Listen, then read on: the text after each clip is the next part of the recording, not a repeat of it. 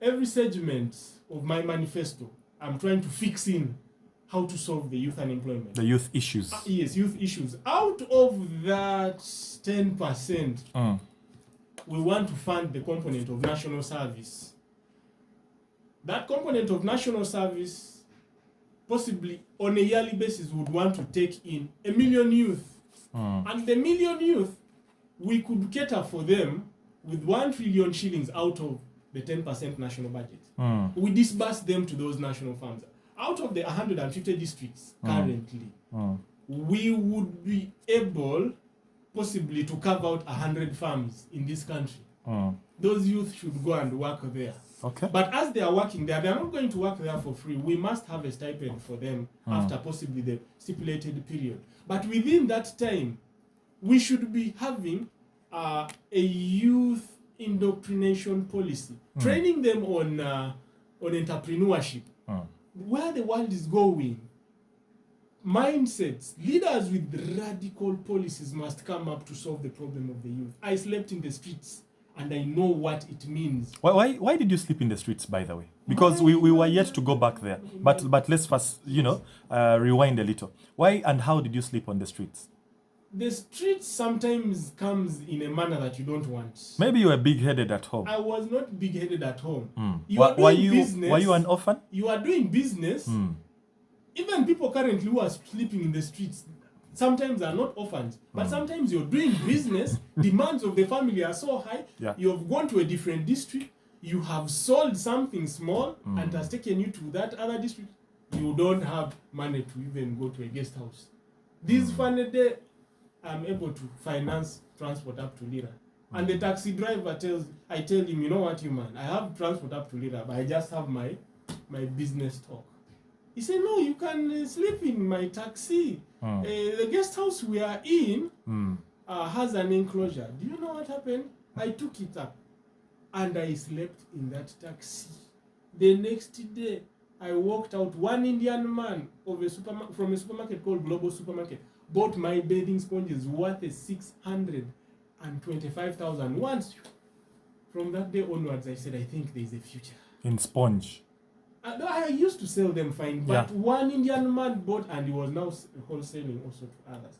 I woke up and I forgot that I slept in the taxi. So I'm sharing this story. So was that like sleeping on the street once, sleeping in a taxi once, or it was like a full year of a taxi? It was not a full year. Yeah. Because when you mention it, it sounds to me like exaggeration. Most times, I almost ended up sleeping in the streets. Ever since that day, I resolved that I think when such a scenario comes again, I'll go and look for possibly a bus park and be there. So could it be your ambition to become president is simply to avenge the bad life you lived earlier so you can feel the privileges of top office? No. Me, what I want us to understand is, when you are down in the journey of life, you are exposed to the suffering of people. Yeah. That's why sometimes they say the best leaders, the clothes of the enemy, the best leaders are always made by adversity, not those ones who are in the palaces. One day, even if I am president and they say a calamity has befallen people of hunger, I can relate to the suffering of the people and take action. The reason why I am saying I would want national farms, it's because I have seen people hardly have enough to eat at certain times of the year. And when you see the course of action, I don't appreciate that it's going to save this country. It is projected that our population will be at 100 million people by 2050. In 2023, people died of hunger in Karamoja region. If you looked at our statistics, it's approximated that 2,000 Karamojon to 2,000 something died of hunger. Now, at this population, when we were less than 45 million Ugandans, people hardly had enough to eat. How sure are we that when our projected population reaches 100 million people by 2050, how sure are we that we shall be able to feed our population? I want us to forget about those analogies that why resurrecting the things.